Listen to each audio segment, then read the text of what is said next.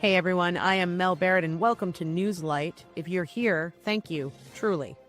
Because choosing to spend part of your evening talking about politics in 2026 is a bold personal choice. This show is loosely inspired by Abby Phillips' CNN panel show Newsnight, whose tagline is Americans with different perspectives aren't talking to one another, but here they do.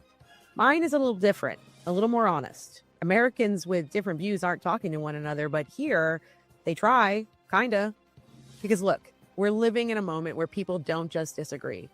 You know, they block, they mute, they unfriend, they assume intent, they flatten each other into caricatures, and somewhere along the way, we forgot how to actually sit in discomfort long enough to listen. So that's what this space is. It's not gotcha journalism, it's not viral dunking, it's not performative outrage, it's real conversation. I come from investigative journalism and long-form storytelling.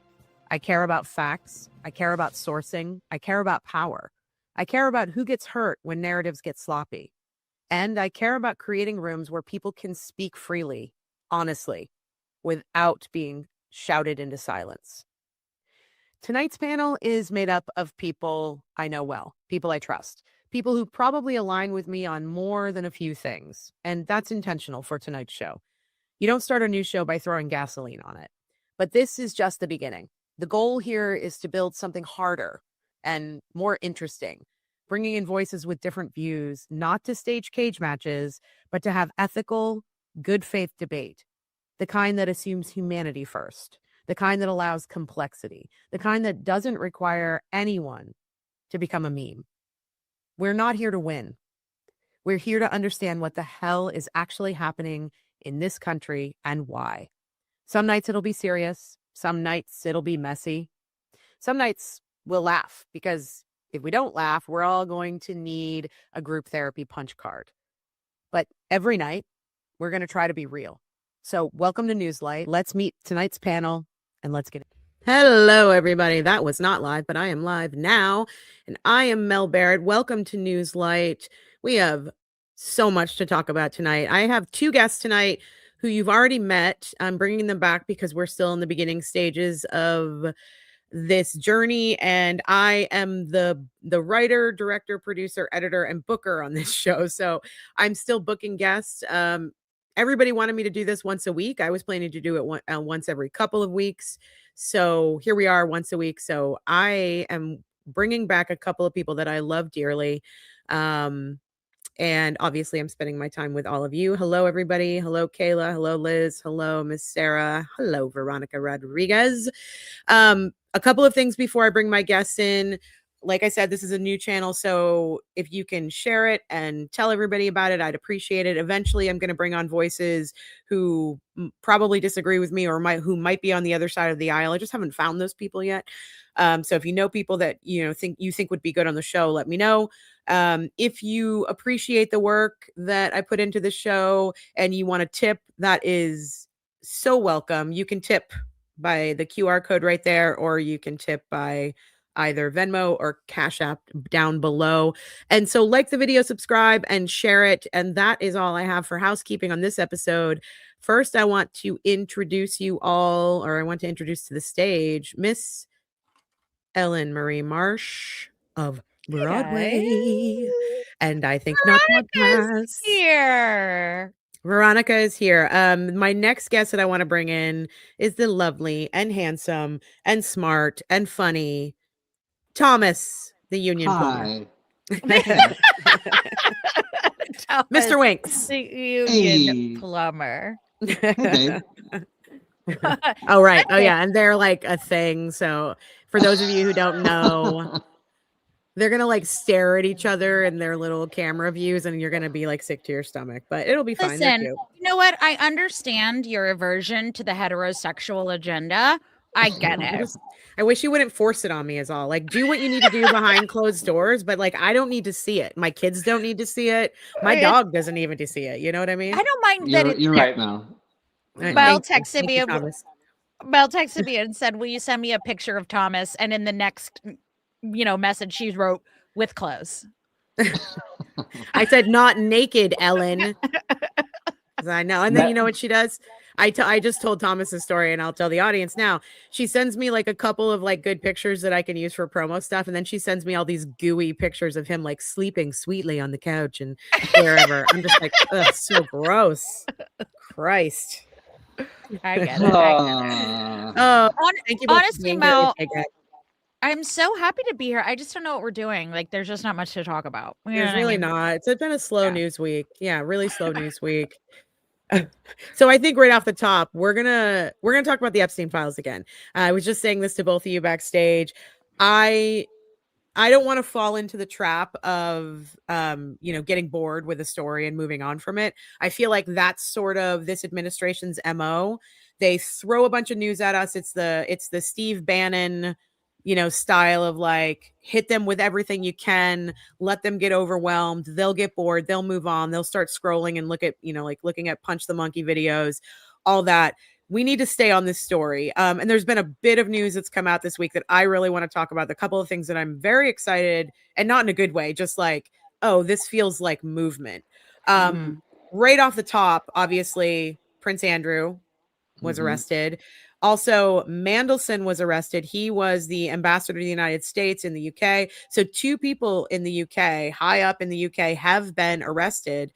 They have not been, I don't believe they've been charged. So it works a little bit differently over there. You get arrested, they question you, and they are not being arrested for sex crimes. They are being arrested for basically giving government secrets to Jeffrey Epstein. But what that does is it sort of opens up an investigation. So they get arrested, they go home, the police keep investigating. I think you'll remember, Ellyn, when you covered the Lucy Leppy case, she was arrested like 3 or 4 times. Yeah. So they would bring her in, arrest her, question her, send her home, investigate more, bring her back in, question her, send her back home. And so I expect to see a little bit more of that. And then today the news dropped that, oh shit, I can't think of his name. The Harvard guy. He just resigned and I can't think of his name. But he's kind of a big up. The problem is that everyone's resigning here and losing their positions on boards, but no one's being held criminally accountable. Any thoughts on that? Ellyn, I think that it's wild that we've taken down a royal before we have any accountability. Yeah. And I actually want to clear that up because I don't think it's as big of a deal. I covered this on the rundown on I Think Not podcast, available wherever you get your podcasts. He had his title taken away, but he is still in line for the throne. Granted, he's like 8th in line for the throne. But there are still many steps to actually have that kind of accountability. And side note, I actually think Charles is not bothered. I think he's wanted to lose the dead weight of, my mom said they used to call him Piggy Andy or something like that when he was younger. Anyway, but I do think it's rich that a royal, which we don't have here and we don't care, but it's a pretty freaking big deal over there. It is a big deal. And we haven't even opened up an investigation yet. And they're handing over royals and ambassadors. Yeah. And I think, Thomas, I'll go to you in just a sec. I think that what's happening is other countries are like, oh, they're actually doing a cover up over there. We're going to go ahead and do our own investigations and release as much as we can to show you guys what they're covering up. And I hope that happens. I just wanted to say one thing. Do you know what I'm not sure if it's called the Secret Service in the UK, but like his guards, what Prince Andrew's guards, what his code name was?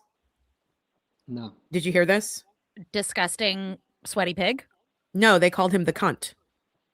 Yes. Oh, I did know that. Yes, yes, that's brilliant. That was his Secret Service code name, the cunt. Yeah. Anyway, which Thomas, is also my code name. So look at that. Look at God. Well, you're not a pedophile though, so that's good. Yeah. I don't understand, and I'm not going to pretend to understand how the laws work and how they make decisions to bring people in.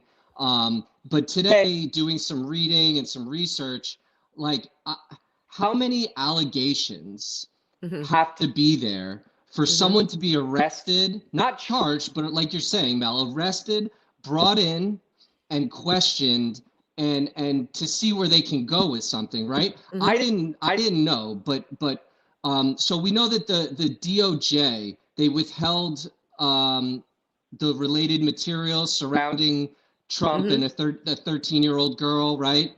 Yeah, and now, we're gonna when get into it pretty in depth in a minute. Yeah, good. but so when I was digging into that, there's like 27 something allegations against Donald Trump over the years, Yeah. right? And I was talking to my friend, and his grandma told him that the magic number is 3. If 3 people says it about you, it's probably true. So this guy's Absolutely. got 27 allegations of sexual misconduct, Mm-hmm. or It's over rape. the years, rape, right? Yep.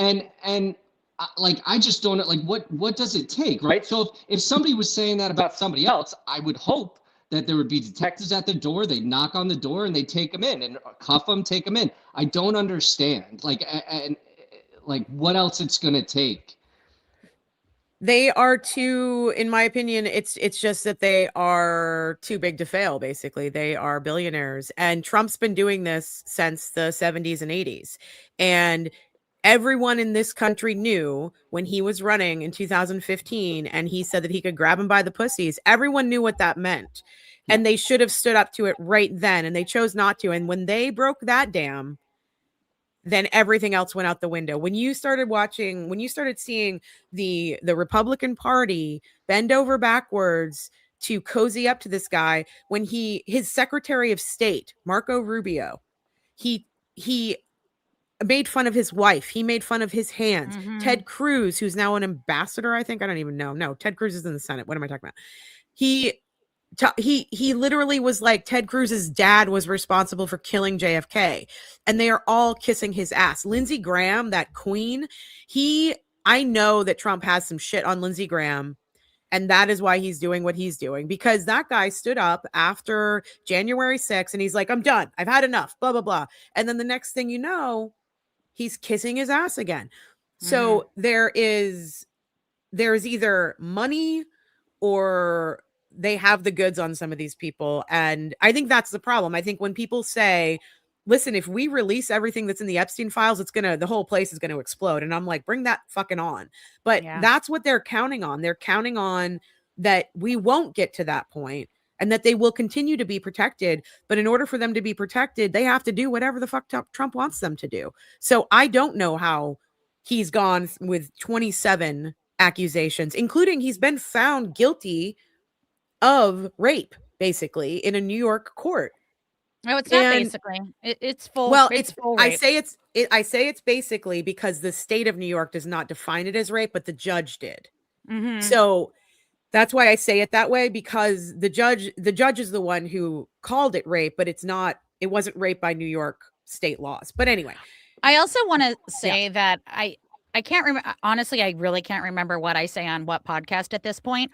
But as people in the media, as people in front of people, we've learned about delicate language. We've learned how to reframe and rephrase things. I actually want to walk back sexual assault, because we used to say sexual assault instead of rape. I want to walk that back. I want to say rape again. I want everybody to say rape, because I don't want the vicious nature of these allegations and of these crimes to be lost. So I just want to say I'm very cognizant of the fact that I want to continue to say the word rape. Well, I think it is coming back into the vernacular. The Congress people are using it. They keep saying Rape Island. They keep saying he raped these young girls, or they raped these young girls. So I think you're right. I mean, especially I won't say that. Never mind. I won't say that. But one of the story that really actually gave me hope this week, even though it's horrific, is, and let me bring up my notes. So the DOJ, I mean, Pam Bondi, Cash Patel, hey, will you guys let me know if I freeze? My StreamYard has been freezing every time I go to a new tab. Am I frozen? Yes. Yeah, see? Okay, hold on a sec. Let me get back to it. I got to open it in a new window. So basically, NPR, MS Now, and New York Times Today. You're frozen again, my love. Yeah, sorry. Hold on a sec.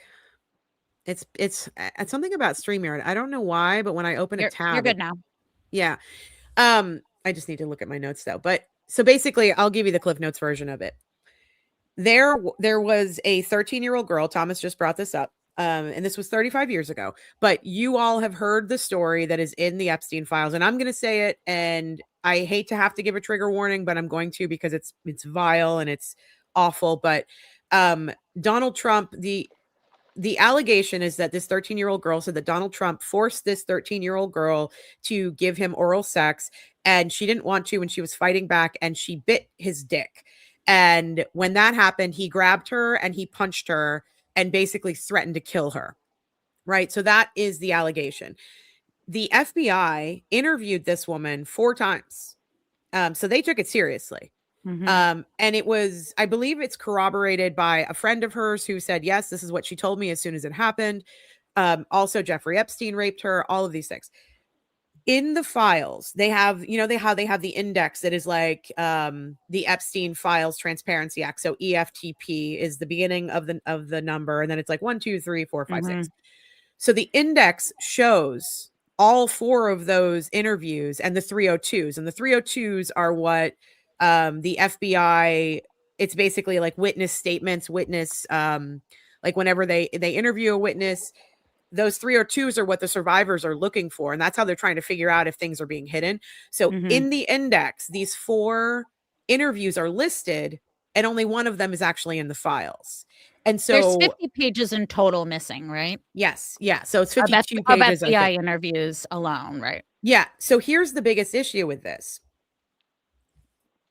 The reason why they figured it out is because there's also within the files a disclosure that says that the feds gave all of this discovery to Ghislaine Maxwell for her trial, which included these 4 interviews with this victim. And so the issue here is that if Ghislaine Maxwell has all 4 of them, and the FBI and the DOJ has all 4 of them, but we, the public, do not, then she has leverage over Trump to get a pardon. Because she has the real documents. If she wants to release them, she can. If she doesn't want to release them, then she can say, I won't release them as long as you give me a pardon. I mean, I'm hypothesizing here, but that's basically what could happen. So the issue is that a sex offender, a child rapist who is in prison right now, who's been moved to a much cushier prison after she spoke with, Todd Blanche, has access to these files, and the feds have access to these files, but we, the public, do not, and the victims do not, and the survivors do not. So who made the call? Who made the call to take those 3 files out? And the one file that's in there is so heavily redacted that to try to hide Trump's name. So what are we like? How? Okay. We have an inept Congress right now. We have an inept Republican run Congress, House of Representatives, and Senate. And the only point where hearings are going to happen is when the Democrats take over, which will hopefully happen in November if he doesn't try to steal an election. So between now and November, what do we do? I think we just keep doing what we're doing, Mel. I mean, before you said it, right, I'm sitting here and I'm thinking, I'm like, I don't think anything's going to happen until there's a change in the administration or during the midterms or whatever it is. I think that the administration, Trump, is going to do whatever he can to switch which way we're looking, right? Look at this, look at that. Yep. And but I like you said when we started, like we got to just keep talking about it and keep bringing it up and keep revisit, even if it seems like we've talked about the same things. I mean, I don't think we have a choice.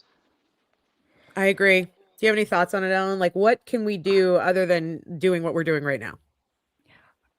Doing what we're doing right now, I have a problem with asking questions like that because the 3 of us sitting here and probably everybody definitely in this chat or watching, I actually don't even believe that you're asking me that question.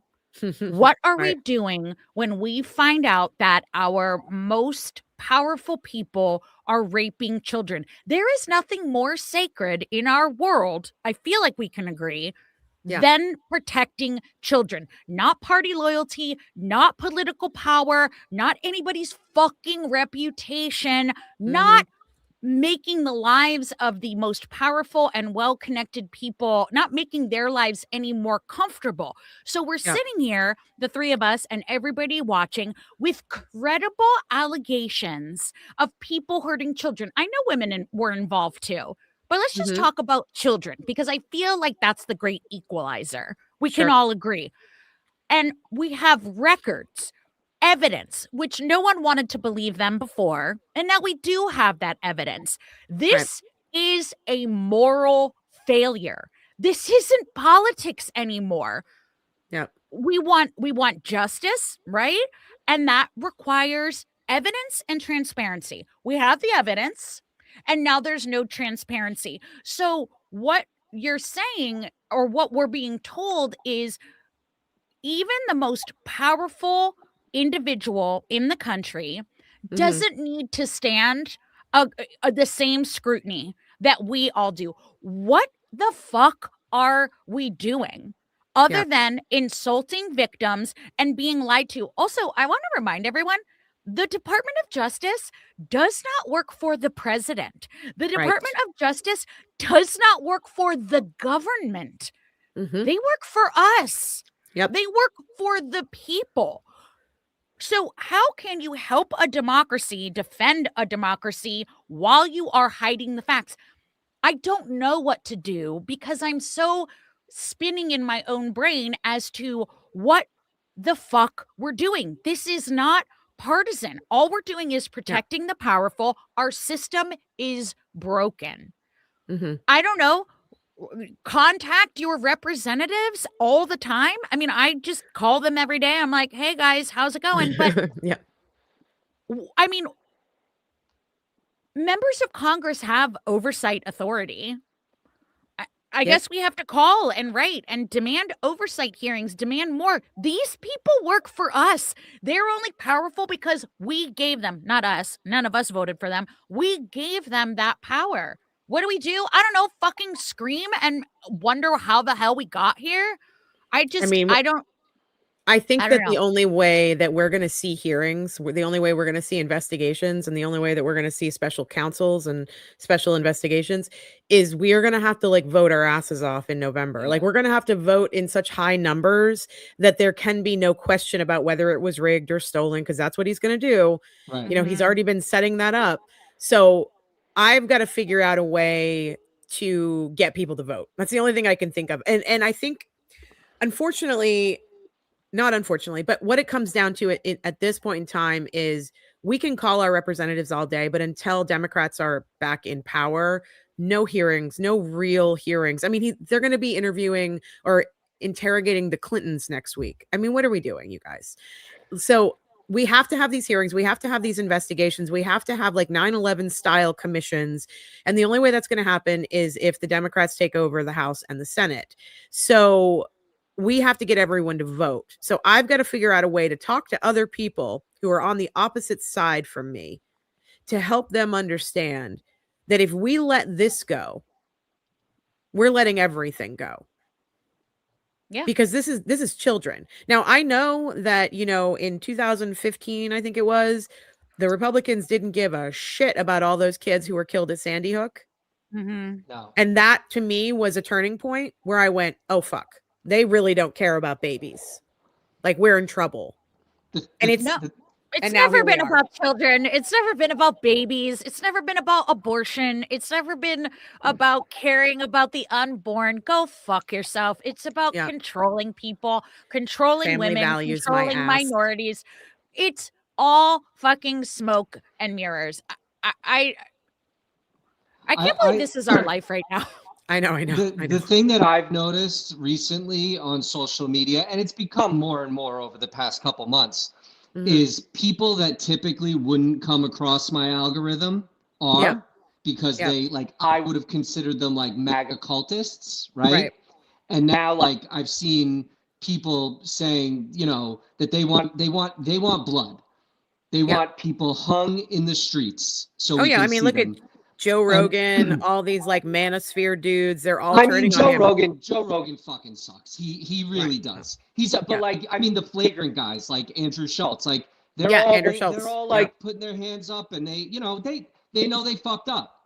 I mean, we all saw the writing on the wall. We all knew this was going to happen. It's no surprise. But by the day, they're losing more and more loyalists that were loyal to MAGA that aren't anymore, and people want blood. When it comes to Ellyn, like she's right. When it comes to kids, I mean, we don't fuck around, right? And people want to see something happen, and after the primaries, the midterms, it's going to happen. It's got to happen. Where there's no way there's going to be a huge uprising if nothing happens eventually. I think I agree with you about that, Thomas, because, well, I agree and I disagree, because I thought there already should have been an uprising. And I remember when the Epstein Files started first coming out, and I was reading them and I was going, oh my God, why am I going to work today? Why am I paying taxes? Why are we not all in the streets? And the problem is that we've like sort of numbed ourselves over the past decade of this guy. Even when he wasn't president, he was still, it was constant. It was always in the news. He was always doing something nefarious. He was always doing something that was so above the law, and no one was holding him accountable. And, I blame Merrick Garland. I know that there are a lot of Democrats and liberals who are afraid to say, like, Biden sucks or Merrick Garland sucks. I was all for Merrick Garland being on the Supreme Court. I was so happy about that pick. I thought it was a really good, calm, like, rational pick for the Supreme Court. But as Attorney General, he fucked us, because if he had actually focused on what was in front of him, which was the Epstein Files, which was the classified documents cases, which was getting Jack Smith in there earlier, we might not be in this position, because he probably, if the classified documents case had gone through the way it should have before Judge Eileen Cannon came and shut it down, and then also this week shut down Jack Smith's report forever, is what she said. No one is allowed to see the rest of Jack Smith's report because it would hurt the president. Report? About the classified documents. So Jack Smith was in front, I'll tell the audience too. Jack Smith was in front of Congress last week, I think it was, or the week before. And he was answering questions about his investigation into Donald Trump and the classified documents.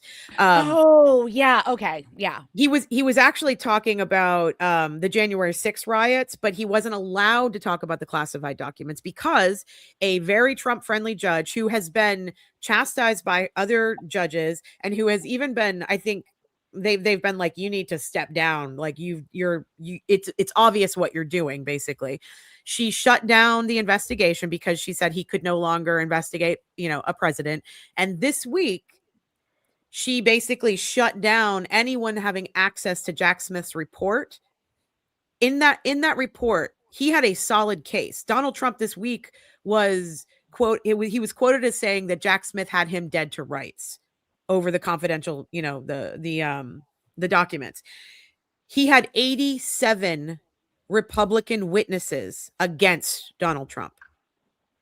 And she will not let this report come out, so the public can't see it, because she says it would hurt the president. Now, stop protecting him. Like, this is about our fucking country. What the fuck are these people doing? What is Clarence Thomas doing? What is Kavanaugh doing? What is Alito doing? What are they doing? I mean, you do have to. I never thought I'd see the day where I'd be like, thank you, Amy Coney Barrett and Neil Gorsuch, whatever his name is. Yep. But it does take a big kind of set of balls to go against the president. And then what did that fucking petulant child do? Called them out at his little press. I would reprimand my teenager for doing something like that. But Ellyn, we've been saying that for a decade. But my point is, why would anybody step out of line? We know JD Vance can't stand Trump. We know those guys talk behind his back, but they don't want to step out of line because they don't want to get called out, because it's like a fucking hallway bully. Why are you going to go against the bully? So I get it. I get why they all hide in the shadows. It's honestly pathetic. That's why I'm like, what are we doing here? How, we need to demand transparency, demand an independent investigation, demand the documents that have been, taken away and sealed and hidden away. But it's not going to do anything. They're just bullies laughing at us. And to your point, trying to exhaust us. Let me tell you, it's working. I'm fucking It is exhausted. working. It I'm is. exhausted. It is exhausting. And I'm getting gray hairs like every day. Look at this. I And- think there's only 2 places you land. Again, when we're talking about children and how it intersects political power, you either agree on transparency or you're corrupt. Right. It's very black and white.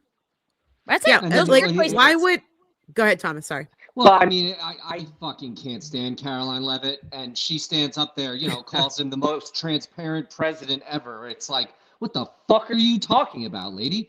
No, But because if she keeps repeating it, people will believe it. It's the art of propaganda, Right. and she's doing it Right. brilliantly. Yeah.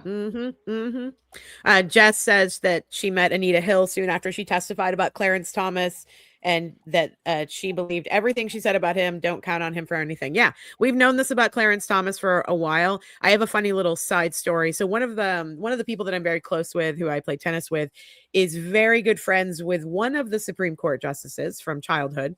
And I won't say who. I will say it's not a conservative. And she and her son, her friend had hooked her up with like a tour of, Supreme Court. And there's like, I think there's a volleyball court, there's something there, basketball court.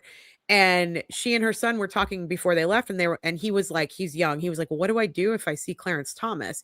And her husband was like, kick him right in the balls. And she was like, do not kick Clarence Thomas in the balls. And so then while they were like on their tour, they literally came face to face with Clarence Thomas, and she had to like look at her son because like, can you imagine if he had like kicked a Supreme Court justice in the balls? But God, I wish that kid had kicked him in the balls. That would have Or actually Whatever's left of his balls. Yeah. Yeah. Really They're poetic. despicable. I mean, and the idea that a president would stand at the mic and after getting one decision he didn't like from the Supreme Court, because let's be honest, they've been working in the shadow Supreme Court, in the shadow docket, giving him anything he wants, including immunity. And he gets one bad decision, and he gets in front of a microphone and he says that the Supreme Court of the United States is a disgrace, and that the 6 justices who voted against him, because that's the way he sees it, they should be ashamed of themselves, and their families should be ashamed of themselves, and they're all bought off by foreign influence. Well, my question is this, Mr. President: if all of the Supreme Court, besides your 3 faves, are bought off by foreign influence, then why aren't we just wiping out the whole Supreme Court and starting over again? Isn't Trump, how many millions of dollars has Trump taken from AIPAC? I mean, Not just what are we AIPAC, talking about? the Saudis have him in their pocket. Absolutely. Israel obviously has him in their pocket. I mean, we are at this moment in time. The Gang of 8 got together this week, and they had a private briefing, more than likely about Iran and if we're going to attack them. And literally, what I'm looking to see happen is Iran is saying, if you bomb us, we're going to release everything we have about you from the Epstein Files. And Israel is saying, if you don't bomb Iran, we're going to release everything we have about you from the Epstein Files. So not only does sex trafficker, sex offender, rapist Ghislaine Maxwell have power over our own president, Israel has power over him. Russia has power over him. Iran has power over him. And whatever he does, it's going to be because he's trying to protect his own skin and his buddies. So we are no longer a country. We are working at the whims of an 80-year-old man who can't even form a sentence anymore. And I don't understand, like, Ellyn, Thomas said he didn't watch the State of the Union. I watched it, unfortunately, because I had to. Did you watch it at all? I could only get 20 minutes in, and I've watched the highlights all day long. Why would you rot your brain? He lies. I watched it so I could have like commentary about it. What was your takeaway, other than it was like fucking Les Mis? Like, why was it so Les Mis? long? It was the Oprah show. It was a 2-hour-long Oprah special where he was like, and you get a Purple Heart, and you get a Purple Heart. And then in between all of that, it was Rachel Maddow called it violence porn. Because he would be like, because he loves he would be like, about and this pilot this pilot, look at this man, he's so amazing, and he's so strong, and he's so virile, and blah blah blah blah blah. And he was talking about a helicopter pilot who had gone in on the Maduro raid into Venezuela to get Maduro, and he was one of the lead helicopter pilots, and he got shot, I think, in the leg or something like that. And he went on for like 5 minutes about the blood rolling down the helicopter onto all the other guys in the back, and there was so much blood, and everybody, and he just like, he goes from using these poor people and their poor white families, because they were all white, and he was making the point to say all these people were killed by brown and black people, be afraid, be afraid. Every single person he was lifting up was a white person who lost somebody. Do you know why? Go ahead. No, go ahead. No, you go ahead. Do you know why he does that? Yeah, because he wants everyone to be afraid. No, talk so violently. Oh, allegedly. Yeah. Why? Because of what's in the Epstein files. No. What? He has a violence kink. Well, that's what I'm saying. No, like a legitimate violence kink. It turns him on. Yes. That's what I'm saying. If I don't know, no one has verified. Are you both familiar with Sasha Riley? I've mentioned it to you before, Ellen. No, Thomas, do you know Sasha Riley? That whole interview, yeah. So Sasha Riley, when they were a young boy, they now identify as a they. When they were a young boy, they were trafficked. So Bill Riley, who is in the Epstein files, who I think was some sort of real estate billionaire. Don't quote me on that one. Bill Riley is all over the Epstein files. He was very close to Jeffrey Epstein. He adopted Sasha when he was like very young, like a baby. And I believe he adopted other kids, and he basically would adopt kids to give them to Jeffrey. And he adopted Sasha. This is what Sasha alleges. No one has verified it, obviously, yet, but there are a lot of strong points in Sasha's story. And it's awful if it's true. Sasha Riley, you can go look up Sasha on Twitter. They are very open to speaking about what happened to them. And they've been talking about it for years and years and years. They've been trying to get someone to listen to their story. Sasha finally did an interview with a journalist and it was a recorded interview, and they released it. So you can go listen to his interview to make up your own mind about whether you think that Sasha is telling the truth. But Sasha tells a very violent story of not only him, but many other kids who were adopted or who were homeless or who found their way to where they were. And in some of the stories, he talks about Trump walking him around the ranch. So I'm assuming Zoro Ranch. And he takes him and he shows Sasha a litter of puppies. Everybody who doesn't want to hear about violence with dogs, please close your ears and eyes. I will try not to get into it too much. Basically, Trump shows him this litter of puppies and is like, do you want to go play with the puppies? And he's like, yeah, of course. He's like 6 years old or something like that. Goes and plays with the puppies. And then Sasha says that Trump, one by one, tortures and kills all the puppies in front of him. And says, if you don't do what I say, this is going to happen to you. Yep. And also, then something that was corroborated of Sasha that just came out in the files this week was the little girl who described the horse stables they were put in.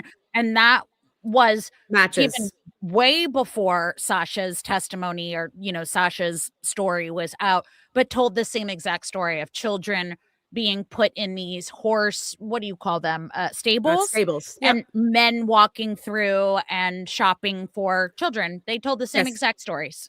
Yeah. And Sasha goes on to tell, he has medical records. He has CPS records of his abuse, doctors understanding that he was abused. I'm saying he because I'm referring to him as a child. He also, at the time, Sasha saw one of the girls commit suicide. I know you don't like it when I say commit suicide. I should say die by suicide, Ellen. He says that he actually was forced to kill one of the other girls.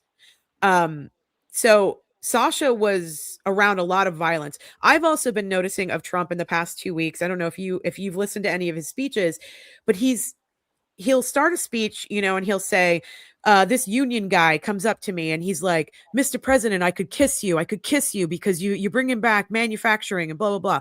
And then he's like, no, I'm not going to kiss him because he's a dude. I like women, blah, blah, blah. He keeps bringing up in his speeches. This guy walked up to me and he said, Mr. Trump, Mr. President, I want to kiss you. I want to kiss you so badly, so violently. These are the words that he's saying. To me, it's because this is starting to get to him. His dementia, what I think of as dementia, is taking over. He's worried it's going to come out that he's done horrible things to baby boys and girls, but he's thinking about boys right now. And I can't help but think that Sasha might be on his mind, hopefully.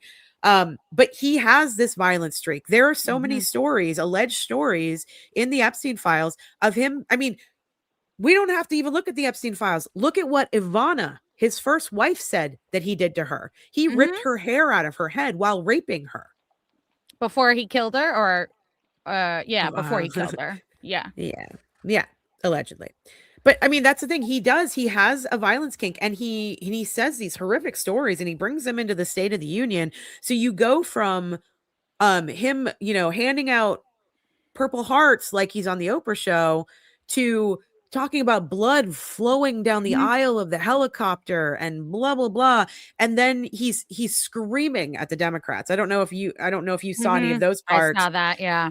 But he was literally, his mic was popping. Like he was getting so close and yelling so loud into his microphone that it was popping. I mean, and at one point he and Ilhan Omar were literally screaming at each other. And she was saying, you murdered Americans. Yeah. And he's talking about the Somalis, the entire community of Somalis who have, done fraud and all this shit. And it was so racist. I mean, I know he's racist. I hear what he says. I've been listening to him for 10 years. He's done more for Black people than any president. So please get that out of your mouth. Thank you. Okay. But listen, here's what I don't understand. At the end of all of this, he has somewhere between a 32 to 40% approval rating in this country. I don't believe it. Who the fuck are these people? Yeah. Who are these people? Thomas, do you know who these people are? Do you know who they are? Fucking racist white dudes. I'm really emotional right now, and I'm like in my head because I've never heard of Sasha and those stories that you just told me and the puppies. Yeah, I'm sorry. And yeah, he needs to get his fucking neck broken. Trump, I'm saying. Like what it's just, it's just reinforcing my feelings about him, and it I'm really mad. I'm really angry. Yeah. I don't understand how people are still falling for his bullshit, but I have to also for myself understand that it's not necessarily that people are falling for it, they support it.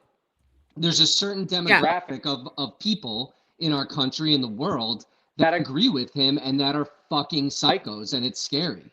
And well, look at all the January 6ers that he pardoned who are now right back in jail for hurting children. The reason that they support it is because they are just the same. Yep. I used to believe that people who were MAGA or supported Trump were just uneducated or maybe had the wrong information or were indoctrinated into a community or a church. I follow a lot of people who are a part of the Leaving MAGA movement, the Leaving MAGA movement. And I used to have a place in my heart to disagree with people. I really did. And I actually was really good at it. And now if you support Trump, I automatically think you are a pedophile. Yeah. Well, you at least support a pedophile. Yeah, it's not a deal breaker for you. Yeah. And then when you crunch those numbers, I see it on my group, my town Facebook page all the time. And so does Thomas.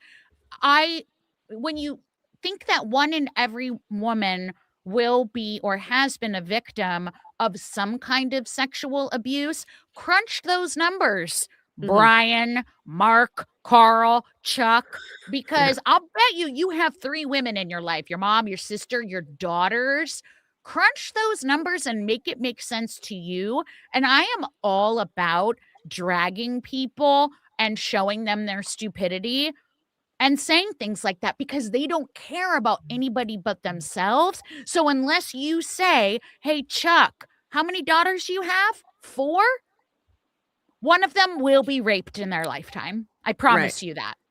Like someone like Donald Trump. So I'm just kind of, that was a really long-winded answer of saying, what am I doing about it? I'm bullying people. No, Ellyn. Yeah. One of the interesting things, though, is there are so many people, and I would say, and maybe, I mean, this is me generalizing men. Sorry, Thomas, not you. You're not included.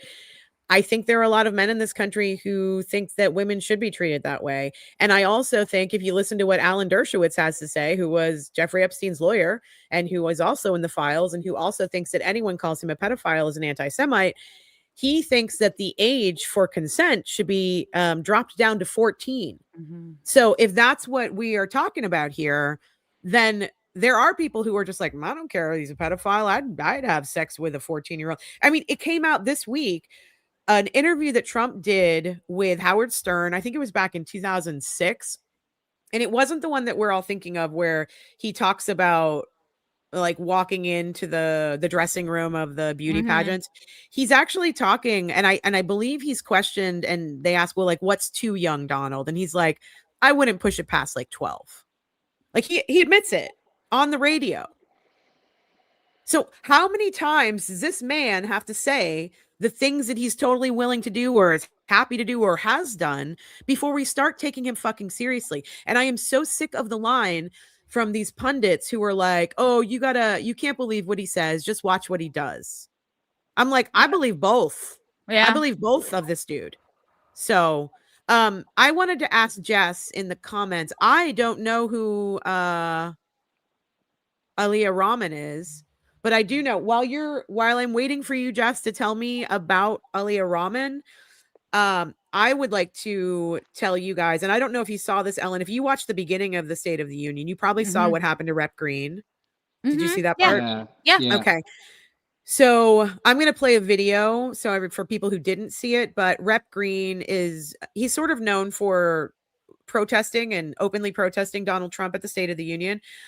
Last year, or the last State of the Union, he got taken out by Secret Service because he was waving his cane around or something like that. This year, he decided to come with a sign, and he held it. He stood down next to the aisle where he knew Donald Trump would be walking, and he held up his sign. So I am going to play this for you guys. Hold on a second. Al Green. Okay. I'm probably frozen again. No, you're good. But all right. Yeah. This is what happened. Honestly, I'm not really sure why he was removed from the room. He has a First Amendment right to do what he did. You're not allowed to have dissenting opinions. They're changing the Constitution, Mal. So just get up with that. Get up with the times. Was escorted out after waving a sign that read, quote, "Black people aren't apes," in response to a video posted to the president's Truth Social account showing former President Barack Obama and Michelle Obama's faces as the heads of cartoon apes. It was taken down following backlash. People are really fucking bold, Mel. People are really fucking bold, and I'm sorry. It's the guy that is tries to rip the sign out of his hand. Does he eventually rip it out? Does he? Yeah, he wasn't the only one. Do you remember Steve Scalise, the guy who got shot at the baseball game like maybe 6-7 years ago? It was like a bunch of Republican Congress people playing baseball, and a left-wing activist came out and shot Steve Scalise. And Steve Scalise he's pretty high up in the party. He was walking in with Donald Trump. He was the first one. Because Rep. Green was holding the sign, and an amazing picture happened from the Associated Press where Donald Trump is passing, and in the background you just see him holding the sign, and it says "Black people aren't apes." And Steve Scalise was the first one to pull the sign down, which they shouldn't be doing. And the second one was that dude who I don't even know who that is, but he literally was like yanking it out of his hands. And Rep. Green's an older guy. He walks with a cane, and the fact that Rep. Green was the bad guy in that situation, or at least that's what they wanted you to think. It's insane. I mean, why is it he should be able to hold a sign that says "Black people aren't apes"? Because it's true. Absolutely. Do you remember Go ahead, babe. Go ahead. No, I'm getting very upset tonight about these things. I'm sorry. My thought, no, it's cool. Listen, the guy that you were talking about that tried to pull the sign out of his, like you said, Rep Green, he's an old man. He's walking with a cane. He's holding a sign. It doesn't say, that sign could have said way worse shit that still is true, but could say, and it just says something, and I don't know. The guy that tried to rip it out of his hands, I think he needs to get fucked up. I don't know. I always go to, like, I know that some people are comfortable with violence. I'm pretty comfortable with violence, and that guy needs to get fucked up. And anybody that was in the room, like, I don't know. It's an old man. Why are you trying to grab something out of his hands? Yeah. And also, you're ripping down a message that says black people aren't apes. Is that really what you're doing? What are we doing? You know, and like a few other people on the Democratic side were wearing pins that said "fuck ICE." Mm-hmm. So why were they allowed to stay? I don't understand. I don't understand. It's all ass backwards. I feel like we're in a movie. Do you remember when Obama made his crowd stop booing a man holding a Trump sign? Yep. Yeah.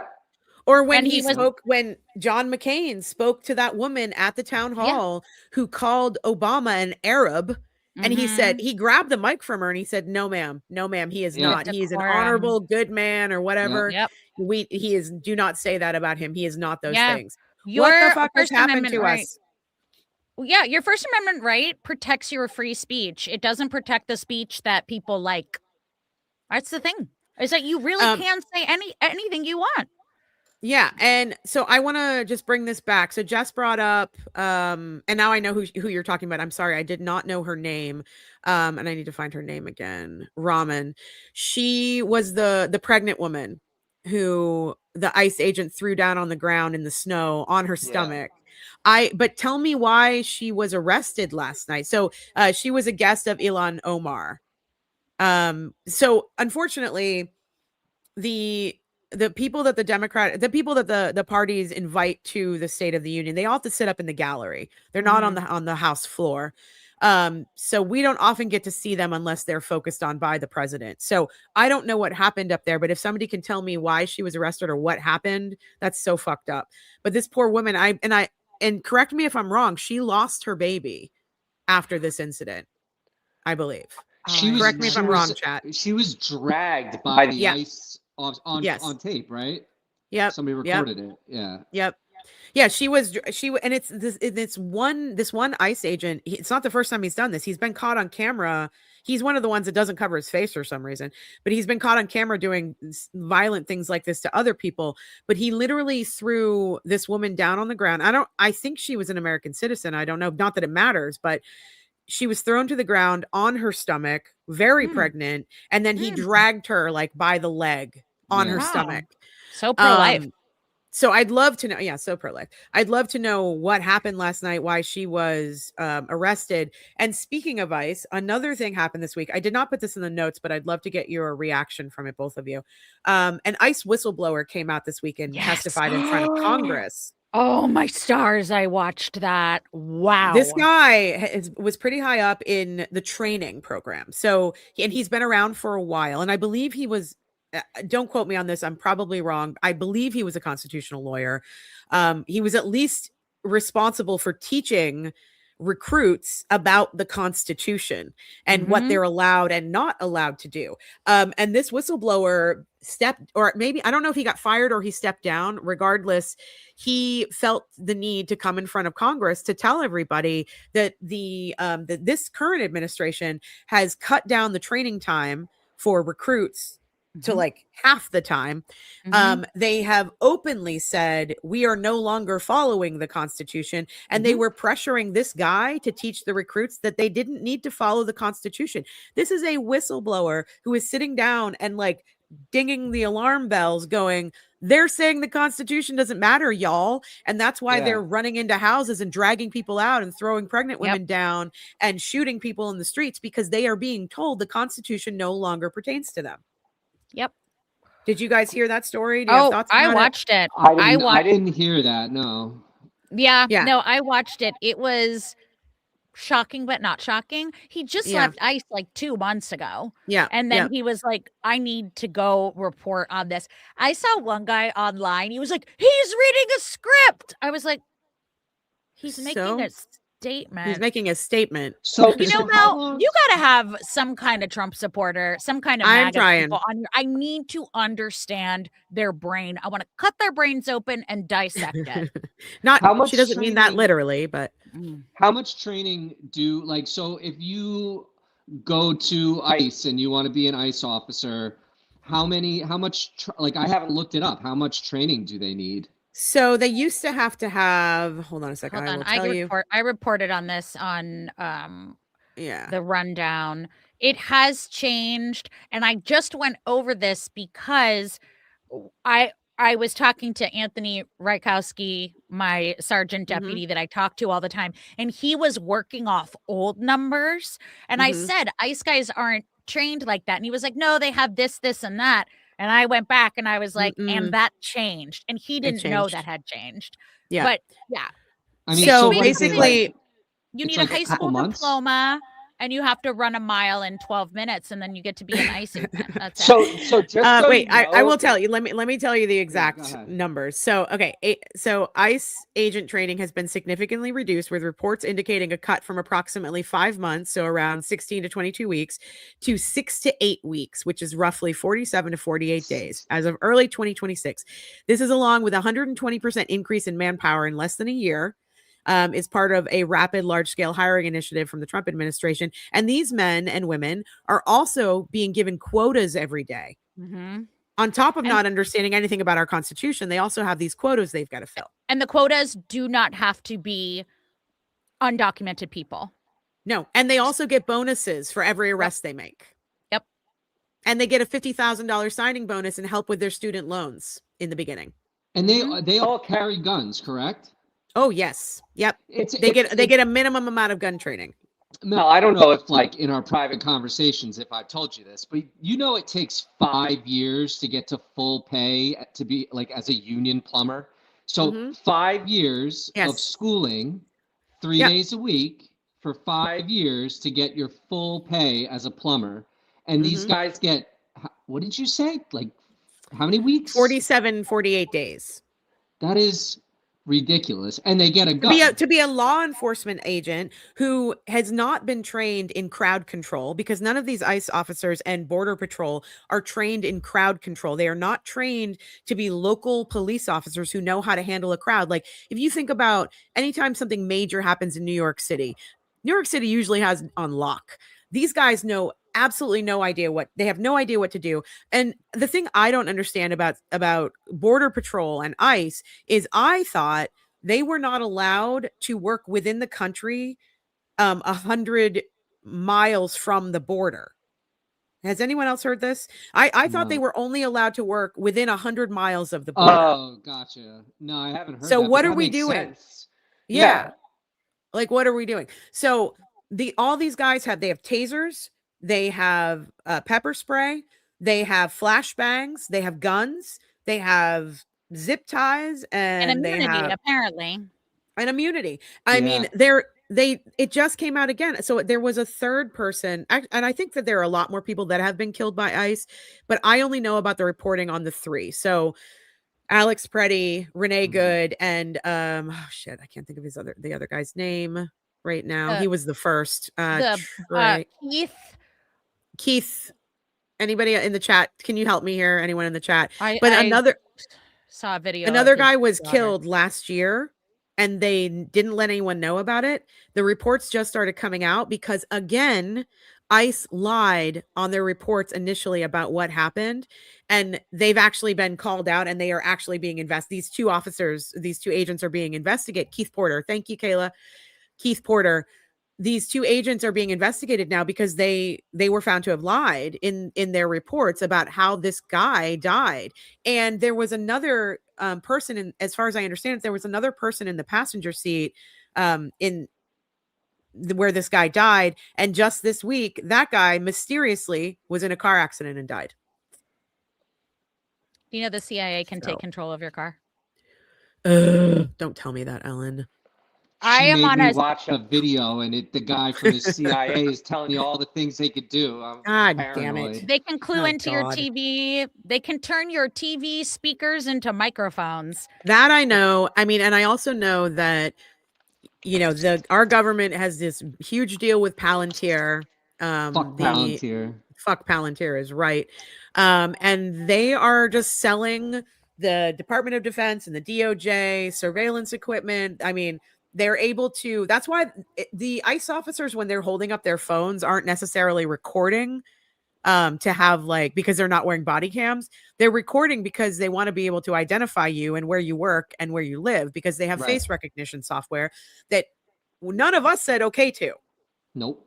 So yeah. Were you going to say something, Ellyn? There was another woman killed by ICE who was not involved in an arrest or anything. She was killed while ICE was driving recklessly, and they killed her with a car. Yeah. Yeah. But yeah. Yeah, so this is what I was just saying. The only witness to the man who died last year, and I don't know his name. I did know Keith Porter's name, but I don't know this man's name. It's a story that just came out.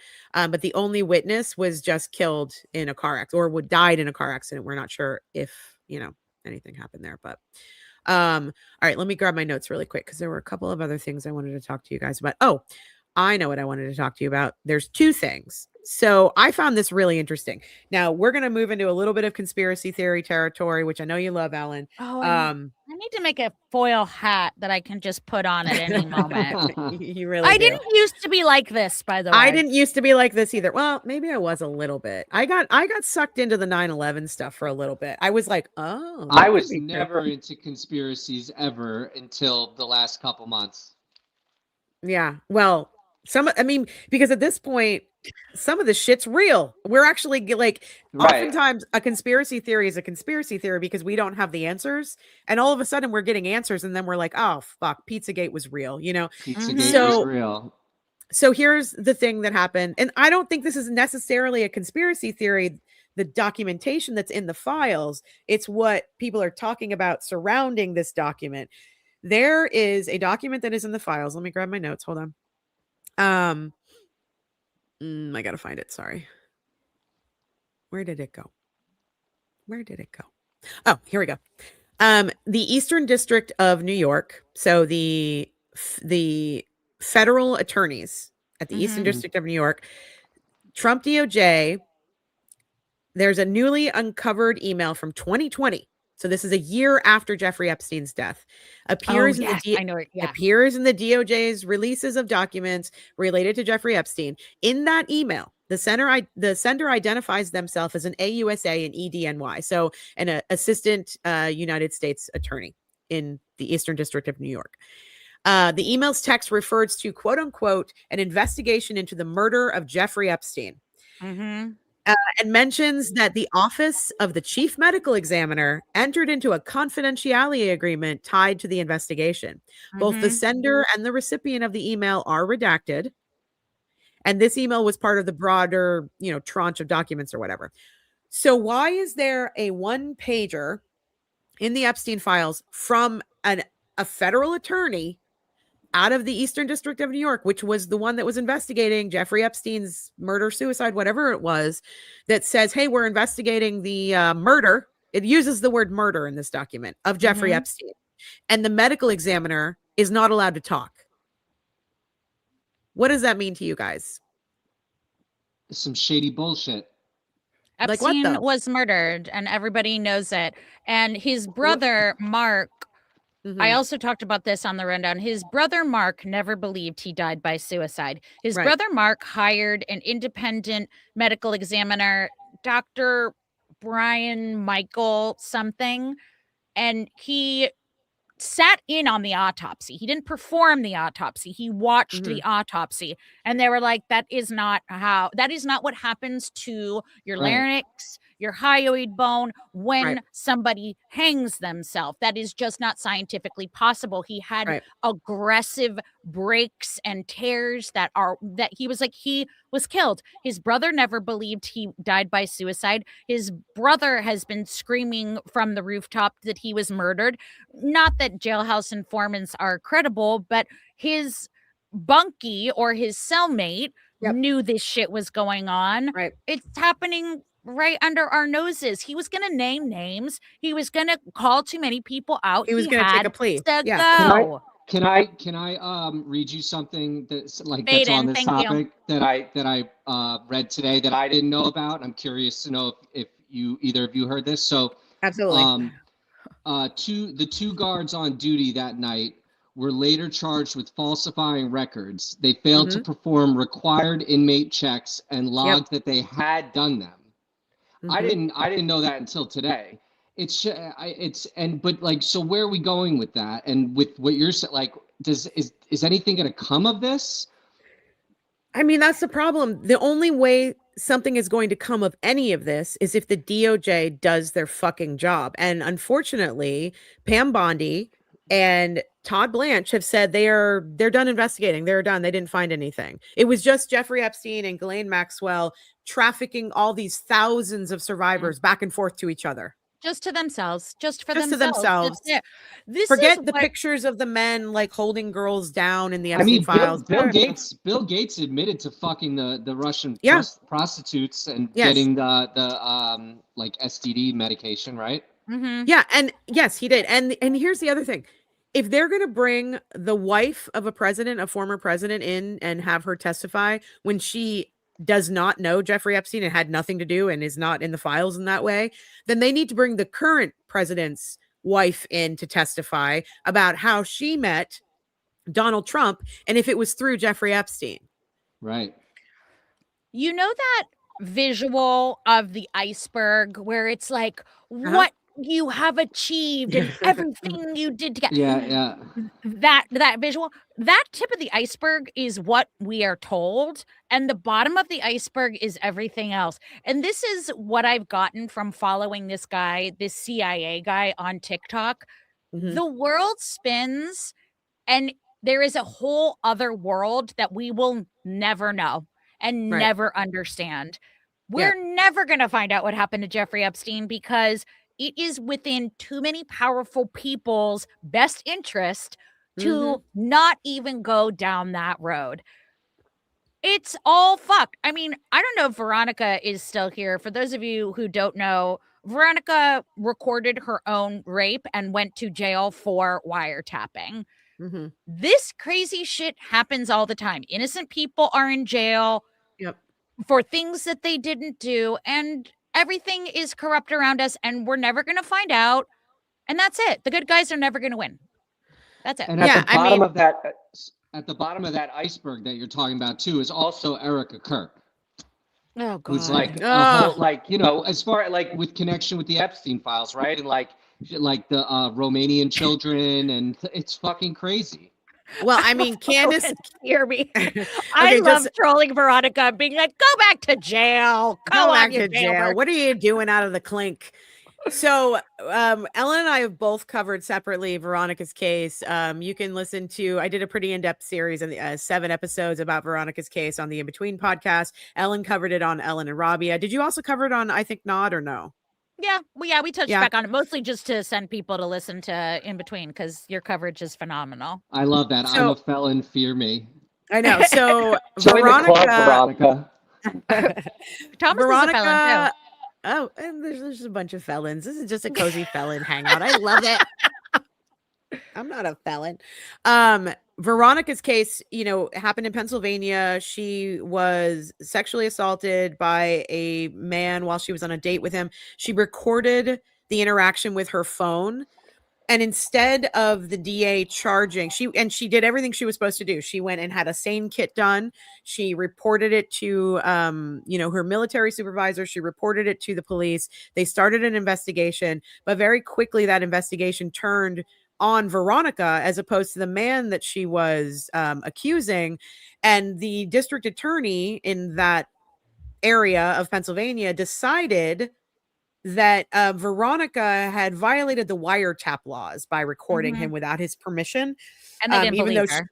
And they didn't believe her. So even though very clearly on the tape, she says no, and she does not want to do what's happening.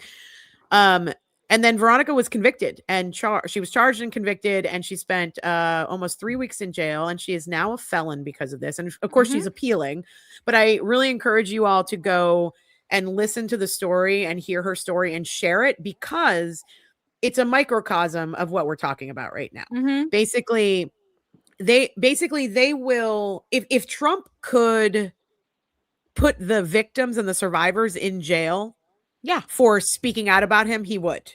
Which is what happened to Veronica. Yeah, and it's Veronica is a lying slut. Let's get that out there right now. But I say that hyperbolically, but this is what I said last week. Mel's gonna have to stop having me on here, because I'm just like, we're just never gonna win. Women will always be the bad, the bad guy, undocumented people. We only have violence because of Black and brown people. Women get raped because they entice men, and boys will be boys, and then we cry about it, and we get our periods. And then you have fucking pick-me cunts like Kristi Noem and Pam Bondi, who are gonna back those dudes up, thinking that they're gonna get accolades, but bitch, they're laughing at you too. They're gonna use you. They're gonna use you as a fall guy. We talked about this last time. He has stacked a lot of these major departments in our government with a front-facing woman who is willing to do whatever Donald Trump wants them to do, so that when that department does something really fucked up, he can be like, oh, it's Tulsi Gabbard's fault. Oh, it's Pam Bondi's fault. Of course, they're just dumb, women. Of course, they did something stupid. It has nothing to do with me. He is literally this week going around and saying he's been completely exonerated in the Epstein Files. Exonerated. Exonerated. Nobody said that, bro. Oh my God. No, they are telling him that, though. That's the problem. The DOJ is telling him that, and he's just repeating it. Because they said the word exonerated?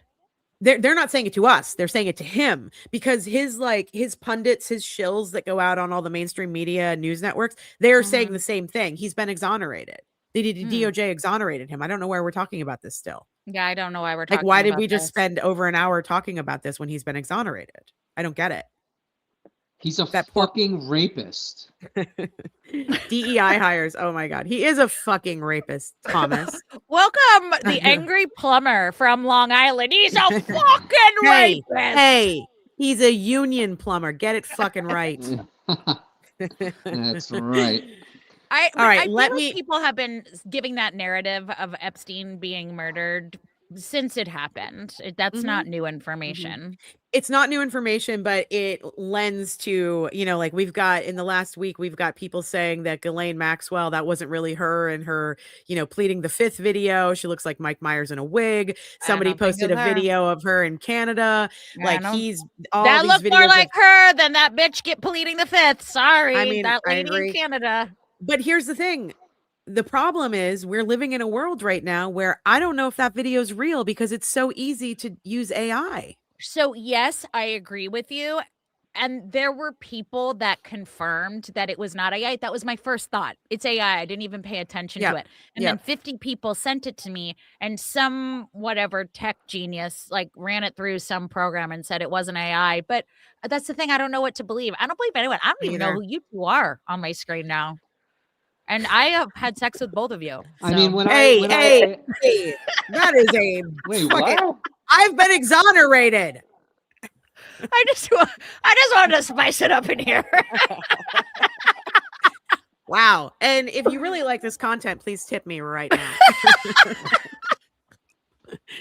I hope Lindsay's not listening. It was a joke.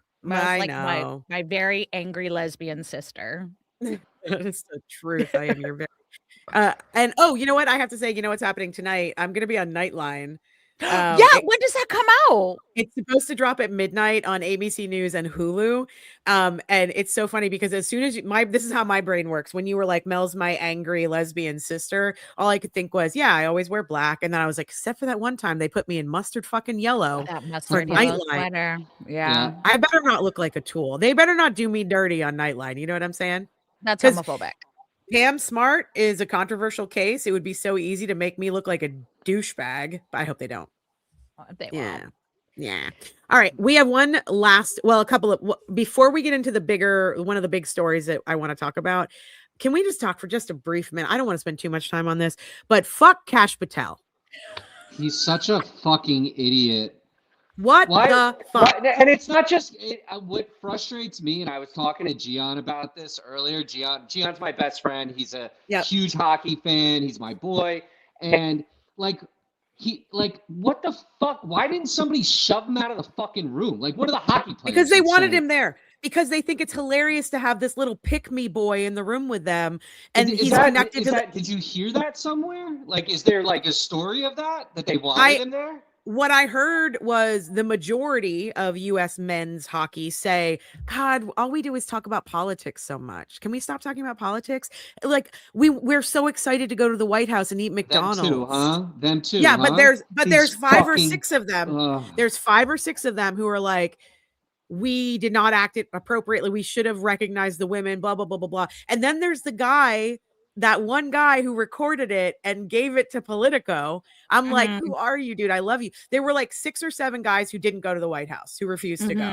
And it was some of them because they were from Minneapolis, some of them because they didn't like what happened in the locker room. I mean, we're only seeing a little bit. We don't know what's happening outside of that screen. Yeah.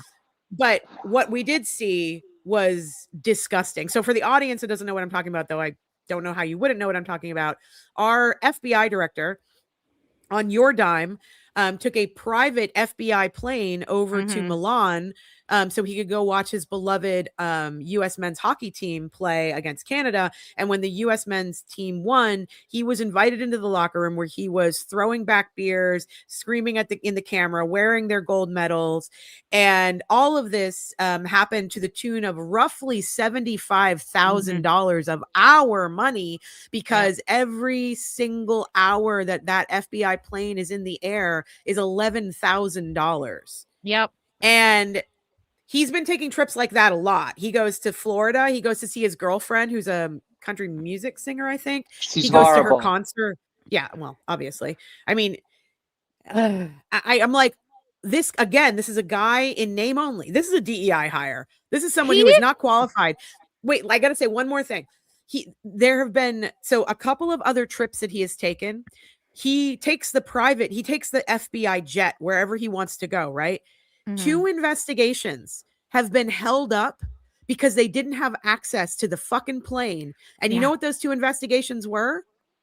The death of Charlie Kirk and the Brown University shooting. Yeah. And he was on the plane. They had no plane to do investigative, forensics, anything they needed to do. They needed to get their the shooter experts in or whatever to reconstruct the scene when Charlie Kirk, who is like their hero, was murdered, and he's on a fucking plane and no one has access to it because he's probably doing shooters at a Hooters.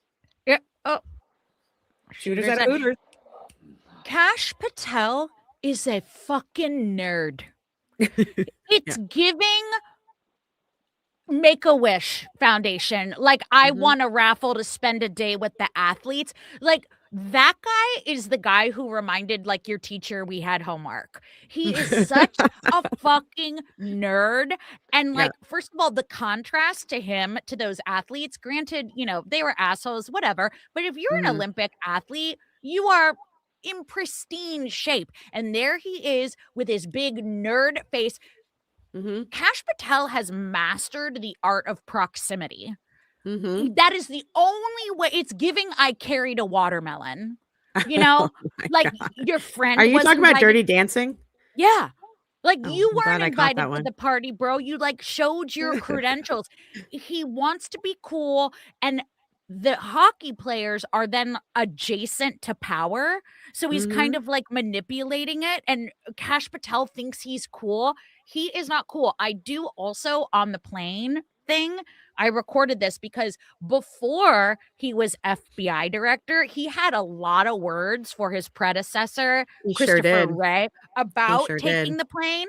This is from a podcast in 2023, and he's got a lot of smoke. I think it was Rogan's podcast, even. It was Glenn Beck. Oh, was it? Unless Okay. he said it again, yeah. He probably did. Let's see. Wait, if you want to send it to me, I can pop it up. Oh, here. Yeah. Here, I'll send it to you. And while you're sending that to me, I will just this is the video of the US men's hockey team. While Gion's here, babe. Oh. What up, G? Wait. I love it. All right, let me play this. Eating McDonald's. Oh my god. Eating McDonald's. They all went to the White House so they could have Can you unmute it, Mel? I can. Sorry, hold on. It's a really short video. Yeah, Jess says in the chat they're saying it's 75. You know it was more like 250. Good point. And they're playing like, I mean, I love country music, but stop it, you guys. Did you send me the? Yeah. I just thought he looked so stupid. And the gag of okay. Did it come through, honey? It did. I just have to download it because if I don't, then all of our text messages will be on the screen. The gag of the whole, men versus women, whatever, is that women outperformed men at this Olympics and the past 6 consecutive Olympics. Women have outperformed. They are faster. They are stronger. They draw more of a crowd. They outperform. Women have exceeded men statistically in the past 6 consecutive Olympics. Did you guys watch the U.S. women's hockey team? Did you guys watch any of that? I watched some of it. Do you guys realize how good they are? Yeah. How impressive that was. I grew up with in hockey. All of my friends played hockey in New Hampshire, and then on top of that, we have what's her name? Why am I forgetting everyone's name tonight? But the woman, she's that's it. She the first Black woman on the hockey team. What's her name? Chat. I should know it, but I don't. I can't get that video to play, so you can hold it up if you want. It's just really it's instant. So this is Cashapp Patel on Glenn Beck, and he is talking about Chris Wray and his spending habits. Chris Wray is the ex-FBI director who was appointed by Trump. Hold on. It's not playing. Guy. Oh, you know what? It might be the video. Yeah, I think it's the video, and it wouldn't let me play it outside of. Here we go. To go to vacation. Maybe we saying Chris Wray doesn't need a government-funded G5 jet to go to vacation. Maybe we ground that plane. 15,000 every time it takes off. Just some thought.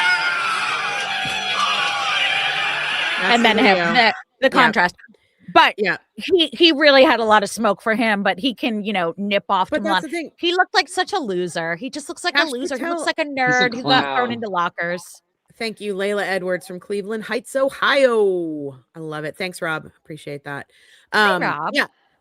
Cashapp Patel also was one of the, there's another interview. Maybe that was the Rogan interview I was thinking of, where he's like, the FBI, everyone's hiding the Epstein Files. We just need to put them out. Like they all were speaking to their base during the elections about releasing the Epstein Files, and Pam Bondi's like, they're on my desk, which is a lie. Total lie. And now they're like, what Epstein Files? What are you talking about? I don't know what Epstein Files you're talking about. Okay, so back to the Epstein Files. One last big piece. I saw Thomas's notes on this, and I'm excited to talk about it. Last week, I told you guys that in New Mexico, a bipartisan group of legislators in New Mexico got together and they created what was, I think they're calling it the Truth Commission, which basically was to look into what happened at Zoro Ranch in New Mexico, which was Jeffrey Epstein's rape ranch is what I'll call it.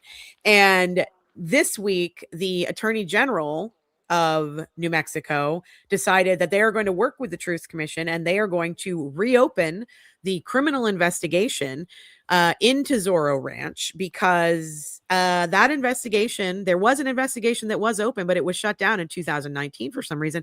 Who was president in 2019? Does anyone remember who might have been president when Jeffrey Epstein died in prison, and also when the SDNY said that he was murdered in prison? So they are reopening this criminal investigation. I don't want to get my hopes up about it because obviously It could just be words salad. You know what I mean? It's like if they open up a criminal investigation, I mean, not if they are opening a criminal investigation, they're saying they're basing it on what they've seen in the Epstein files, which is that there are bodies buried there. Mm-hmm. And Written so if the top cop in New Mexico is saying we got to look into this because obviously in the files it's saying that there were at least 2 or 3 bodies buried there. They are going to be looking for burn pits.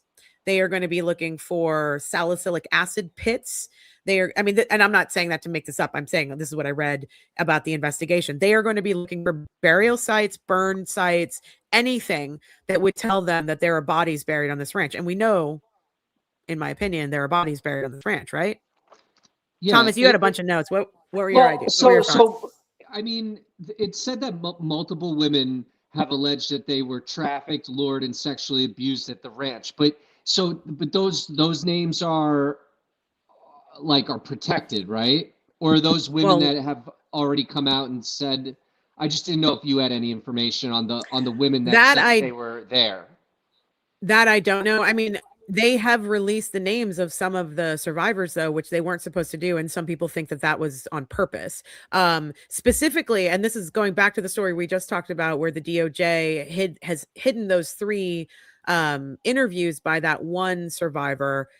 They released her name after she said she didn't want to cooperate with them anymore, which sucks. So I don't know if any was in the files unredacted. The DOJ unredacted her name. So I don't know if their names have been released. I think that if they have been released, then those women need to be very afraid because they're the ones that are pointing this investigation to where the bodies might be buried. Yeah, the recently released DOJ documents prompted an allegation that the bodies of 2 foreign girls were ordered to be buried on or near the ranch. Mm-hmm. So they're gonna. I mean, I hope they go full on and go start digging the place up all around it. I mean, like we were talking about earlier, right? We can't let up. I don't see, to me, Thomas Massey, he's not gonna let up, and as long as he keeps going hard, and then who's the how do you say Rokana? Rokana. I mean, honestly, I want to be very fair here. Rokana and Massey are they're the 2 that are sort of at the top, but I'm going to say it. Marjorie Taylor Greene stepped away from Congress because of this, because she was in support of this. Nancy Mace, who is sometimes a lunatic, is also threatening to release names and doing anything that she can. And then Lauren Boebert. I mean, these are not people that I would ever agree with on the political spectrum, but those 4 Republicans have shown more courage than the entire party put together. They remind me. Yeah, go ahead. Question. What does Nancy Mace know that everyone else doesn't? Because she saw the unredacted files. She keeps going back. So Camilla Jayapal spent 4 hours there the other day and she got more information. So these representatives, they keep going back and looking at the unredacted files, and Nancy Mace is growing her concern and anger, and it's growing every day. I mean, it's just funny because she used that same rage for anti-trans legislation because she's that much of a TERF. But I appreciate that she is that much of a TERF and that much of a feminist that she's doing it. I guess my question is, if you have the matches and the gasoline, why don't you burn it all down? Why are you threatening to burn it all down? Burn it down now. Yeah, I'm really getting sick and tired of all these threats to burn it all down. What's the recourse if she does? Well, that's the thing. That's what I want to talk about. I do think that there are legal issues if you release someone's name that shouldn't be released, or that is protected somehow. So I don't know the legalities of it. I know that they are supposed to unredact all the names, and they cannot hide anyone's names for political reasons. They can only redact people's names if there is some privilege, so lawyer privilege. And that's what they're claiming with Donald Trump, is that he's privileged. So he is. I don't know there are a couple of reasons, and I'm not here to defend Nancy Mace in any way, except to say that she can either get in trouble legally or she can be murdered. You know what I mean? Like, that's what it's coming down to now. These people are afraid for their lives. Marjorie Taylor Greene was afraid for her life. Absolutely. She got a lot of and they all do. I mean, political violence is rampant right now. So anytime Ro Khanna goes out, anytime Thomas Massie goes out, I see it on Twitter all day. They're death threats all day long to these men. Imagine. So the men get them. Imagine what happens to the women. Because it's always worse. It's always like, you know, I'm going to come and rip your insides out, and then I'm going to kill your daughter, and I'm going to kill your dog, and blah, blah, blah. So, hey, YouTube, don't ban me for saying those things.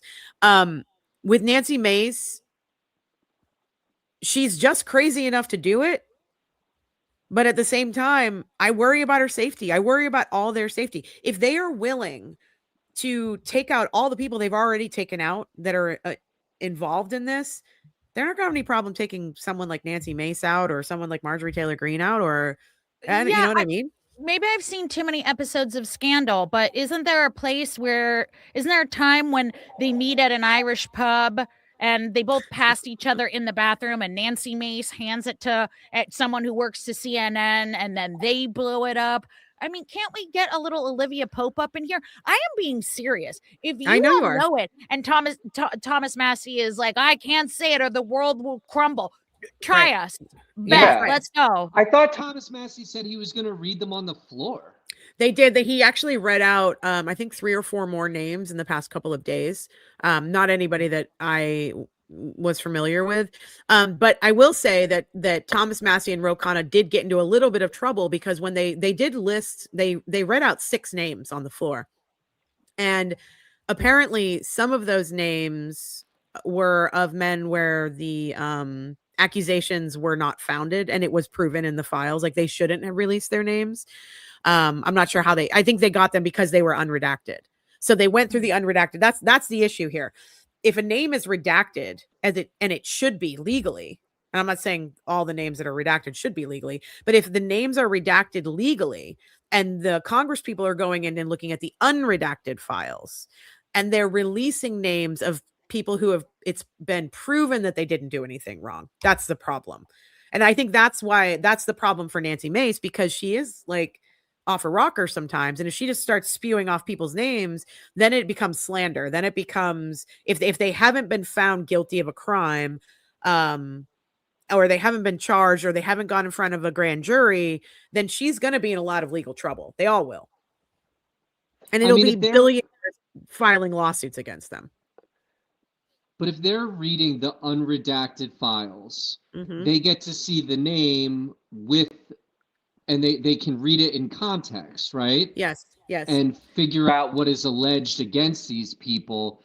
I mean, I find it hard to believe that, like, Thomas Massie's going to go up there and, like, start saying names that aren't important, right? I feel like if he was going to release, right? Agreed, but they have had a lot of pushback, and I can't tell you like legally what's happening with them, but Ro Khanna and Massie released 6 names on the floor, and they did get into some trouble for that. And they had to come back and say, we were wrong about a couple of these people. So this is the issue. We all want so desperately for them to release names, to give us the names. I don't know what we're going to do with them once we get the names. It's not like we are the Justice Department. We're not going to be able to do anything. But we want them to release these names so that these men and women can be held accountable. But at the same time, there has to be, and this is just me playing devil's advocate, there has to be that sort of in between there where we are sure about what we're saying about people. And the only way to do that is to have access to all of the files to understand. But the problem is there are 6 million of them, and they've only released 3. Right. You know, and then you've got Congress going into the DOJ. They have been given 4 computers to work on. I mean, Ro Khanna and Thomas Massie are saying that when they go to look at the unredacted files, they're literally standing in line behind other Congress people because there are only 4 computers. And on top of that, the DOJ. 1980? I know. Well, but this is all on purpose. This is all part of the game. they're making it difficult. This is what they do. They're making it difficult for the Congress people to get through these records and tell us what's going on. So, and they're saying that they're going to look at these unredacted files and half of them are still redacted. This is exhausting, Mel. Yes, I know. So anyway, back to Zoro Ranch. What happens if they find bodies? Jeffrey Epstein's already dead. What happens if they find bodies? Anybody? I'm just of the idea that nothing is ever going to happen. We know who the perpetrators are because the victims have told us. Right. And even if you took one out and was like, not sure of her memory, over and over, Donald Trump raped children. And we are still going on business as usual. So what happens if they find bodies? The same thing that happens when a world finds out that the most powerful man in the world raped children. It's the same thing. But the answer is the same. Let me ask you guys one other question. And this is Thomas. I'm hoping that you'll weigh in on this. I'm really troubled by the Sasha Riley story. And again, I don't know. I haven't verified it. Julie K. Brown, who is, one of the first reporters to really dive in deep and really pressure Epstein and his estate and put out these stories about the survivors. She's been all over this case for like 15 years. She put out a Substack and said that she couldn't verify Sasha Riley's claims. Now, that doesn't mean anything. It just means she personally wouldn't talk about it because she can't verify his claims. She only reports on what she can verify. Okay. His claims feel credible to me, but I'm obviously not an investigator or anything like that.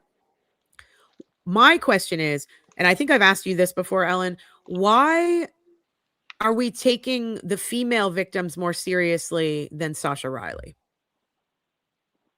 Thomas, do you have any thoughts on that? I mean, so are they? They're what makes you, I don't know, like I can't put So let me put it this way. So if you look at like Virginia and you look at Maria Farmer and her sister, there are several women that have come forward and they've made accusations. They've been investigated. They've sat down with investigators. They've signed affidavits. They've done all this thing.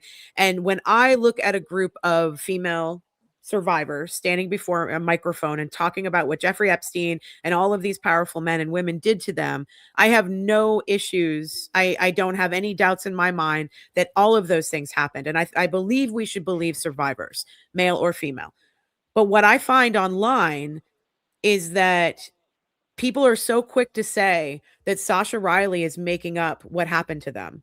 And like when you see those, like when you say that people don't believe her, like what like is it anybody that is legit or is it just comments?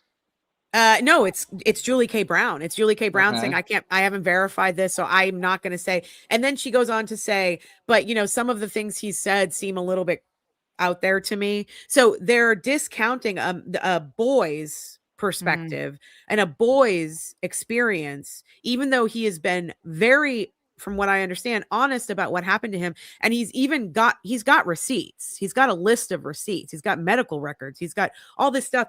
And why is he not involved in the main conversation with these other survivors? I absolutely should be. It has something to do with gender, and I can't quite wrap my head around it.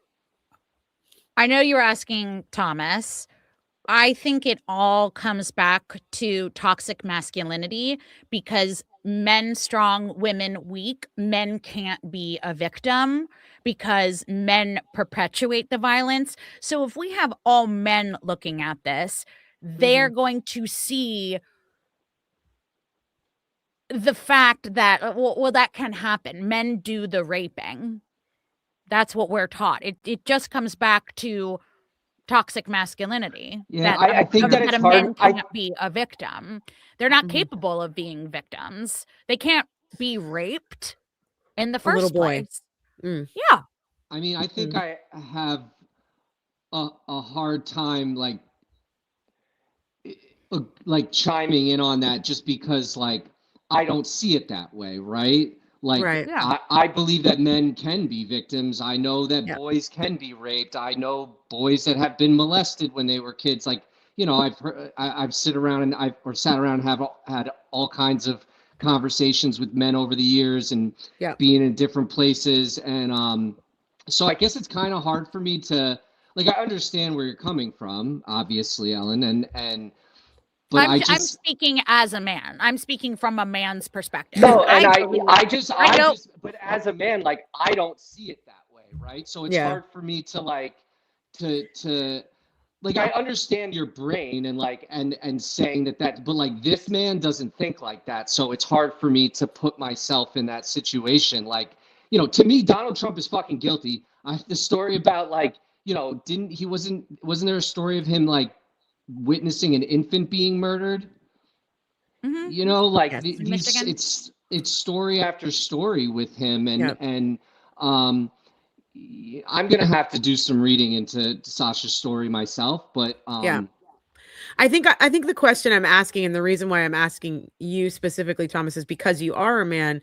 It doesn't make any sense to me why a group of people online, investigators, whomever it might be, like, I would actually encourage everybody here to go and listen to the audio of the interview that Sasha did with the reporter, because they're telling their story, and I don't think you can make it up, right? But there are so many people. There are a lot of people who support Sasha. There are a lot of people who are out there saying, why is but here's what I see every day. What I see is all of Sasha's supporters are saying, why is no one paying attention to Sasha?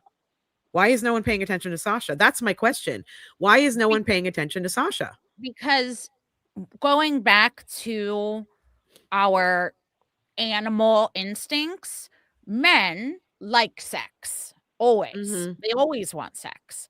Women want sex when they want it. So when would a man not want sex? When he's 6 years old. Correct. Yeah. But they're not looking at it like that. It's very, very lizard brain. The idea that a man can't be a victim is not perpetuated by women. It's perpetuated by men. Because men are stronger, we're weaker, we're the weaker sex, we get dominated, we have violence thrust against us. Men don't do that. That's not possible. Speak for yourself, that is Ellyn. why our numbers for male assault, male sexual assault are so low, because there is so much stigma and so much shame around it. About reporting. A lot. So women don't report more often than not. And even adding to that number, men don't report even more than that because of the stigma. Because, again, men strong, women weak. It just makes me sad. I think all victims... I mean, I know that the majority of sexual assault and rape survivors in the world are women. I get that. But I think, though, like we're saying also, part of that is because the numbers are skewed, because men and boys are too afraid to report because no one will believe them, even more so than they don't believe women. But when a boy has been violently abused in the way that Sasha is saying that he was abused, somebody needs to be looking into that. He has receipts. He has lists of names. He can tell you in detail what happened to him and what happened to the other children around him. If you want to get to the bottom of some of this, like, again, his father, or his adopted father, Bill Riley, was a customer. And, like, I don't know if the guy's still alive. I'd like to know. I need to look into that, actually. Is Bill Riley still alive? Because when the DOJ is saying there's no one here to investigate, there are people like Bill Riley that should be investigated. There are people like Alan Dershowitz who should be investigated. There are people like Prince Andrew, ex-Prince Andrew, who should be investigated, and Mandelson, and all these people. The idea that the assistant attorney general would go onto a major news program and say, hey, it's not a crime to party with Jeffrey Epstein. That's a direct quote by Todd Blanche. It is not a crime to party with Jeffrey Epstein. Actually, it is a crime if you're paying for the services of partying with Jeffrey Epstein. If you are sitting in a room where child trafficking is going on and you are partaking in having a drink or whatever you needed to do to get into the room, it is illegal. You paid for it. These and so it's not just the men and the women who actually abused and raped these children. It's all of the people who knew about it and kept going to the parties anyway. Yeah. Yes. I said the same thing about Diddy. Yeah. Yeah. Yeah. I mean, anybody that knew, anybody in these emails that knew what was going on and was still going to the island or going to the ranch or wherever it was happening, they're just as guilty for not speaking up and need to be prosecuted. Agreed. All right, let's wrap this up. I want to ask you guys a couple more questions. Who do you want to see arrested next? Let's play a fun game. Donald Trump. Trump. Okay. And then I'll go Pam Bondi, then I'll go Christine Nome, then I'll go Cash Patel. Okay. I think Cash Patel should get beat. Well, if he goes to prison, he's going to have. Who do you want to see get arrested? He's such a clown. He's such a clown. I couldn't imagine somebody like Cash Patel like hanging out with my group of friends that I grew up with. Like, it's so funny to me seeing him like in the locker room. He's so not a locker room guy. No. He's a loser. He's a clown. No. He would have gotten punked and bullied every day with the group. Yeah. And I got punked and bullied by like my friends, right? Like, right. He would have cried and ran away every day. Yeah. He did those guys' homework. And then they invited him to 5 minutes of a party and then they kicked him out. Here, put on our gold medal, little guy. And he was so tiny amongst all those giant guys. Bite My Bit says, doesn't Sasha have military service and weren't there commanding officers who showed them video from when he was a boy? Yes, that is true. So that's the other thing. I don't understand. The other reason I don't understand, if we want to play into the stereotypes of male whatever and male toxicity and all that, Sasha was also in the military. Like, this is somebody that they should be believing. Yeah. I think it's worse. I think it's worse. You're fine, soldier. I think it's worse. I don't think the toxic masculinity is very strong and it's deep. It makes a lot of men silence a lot of things. I want to see Trump arrested, but more than anything, I actually want to see public hearings. I want to see these people brought before a court, just like the Nuremberg trials. I want to see all the people who said, oh, I was just doing my job. I was just doing what the boss told me to do.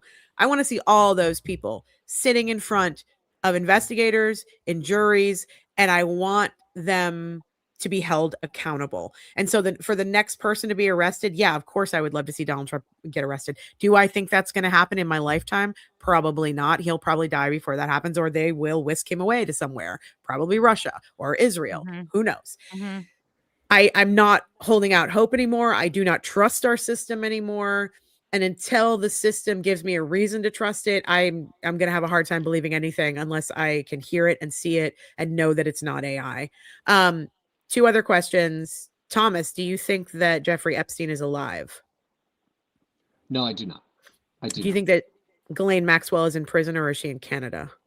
I think she's in prison. Okay. Ellen, is Jeffrey Epstein alive? Just from like, so like I looked, I did some digging and stuff, and I think I think that Ghislaine, she's in prison. I don't think she's in Canada. And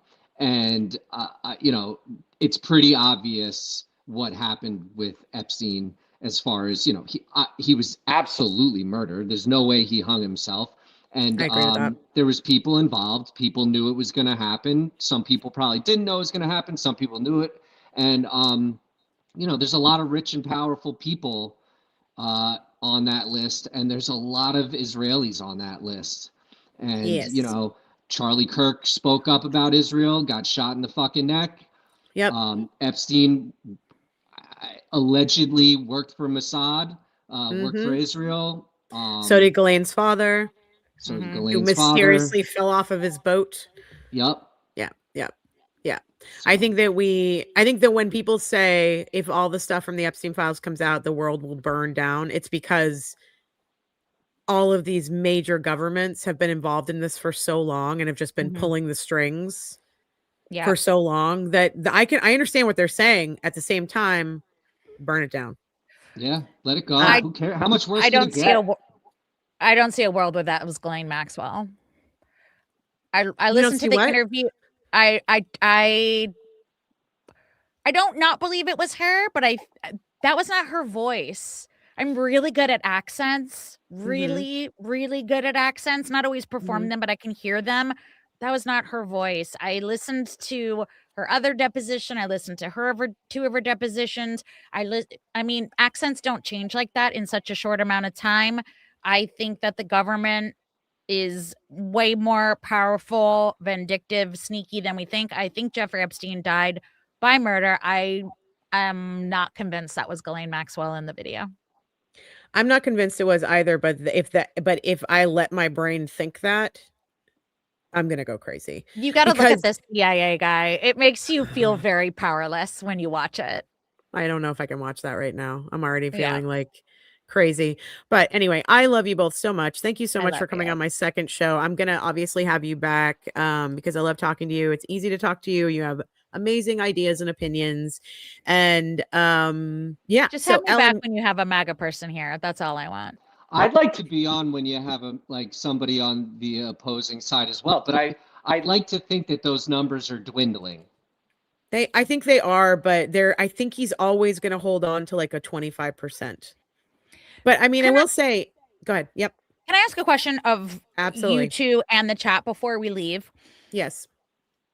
I've been wrestling with this. When this is all over, when Rome falls, when it's done, I think back to World War II.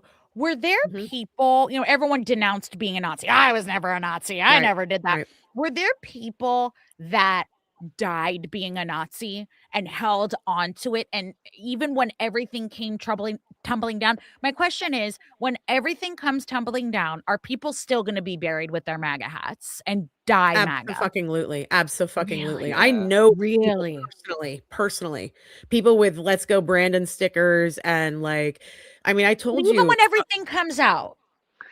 Doesn't matter. If there was a video of him hurting children, you think people would still go down with a MAGA hat on? No, because people, they'll say that was AI. They'll say it was fake news, AI. Fake news, AI. I've had people where I've used AI as a tool to be like, hey, look at this. These are facts. This is, and then be like, AI is, you can't trust it. And I'm like, well, what can we try? This is supposed to be everything. This can, I don't know. I think that the people that are loyalists are going to go down with the ship.